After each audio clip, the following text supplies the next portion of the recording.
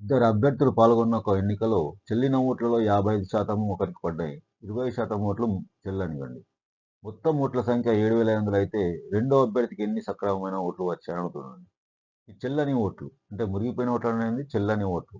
ఈ చెల్లని ఓట్లు ఎంత ఉన్నాయండి? 20% ఉన్నాయి. ఇందులో నుంచి 7,500 నుంచి 20% తీసేసి ఎంత అండి?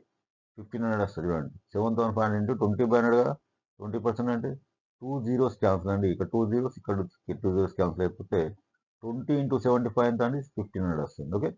ఈ మొత్తం ఓట్ల నుంచి 1,500 తీసేస్తే 6,000 ఓట్లు చెల్లిన ఓట్లు అండి. ఓకే.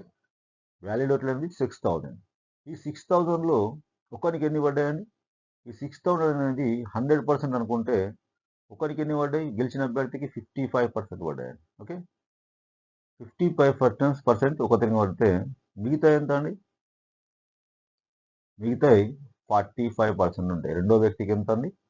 45% పడతాయి. ఈ 6,000లో 45% ఫైండ్ చేస్తే మనకు ఆన్సర్ వచ్చేస్తుంది. 6,000 ఇంటూ 45/100 అండి. 2 zeros క్యాన్సల్. ఈ 6ను 45 మల్టిపుల్ చేయండి. 6 5 ఎంత అండి? 6 5 30, 3 క్యారీ. 6 4 24 ప్లస్ 3 ఎంత అండి? 27. ఈ 2 ఒక 1 0 ఉంది కదండి, ఇక్కడ 0 యాడ్ చేయండి. 2,700 ఇస్ ద ఆన్సర్ అండి.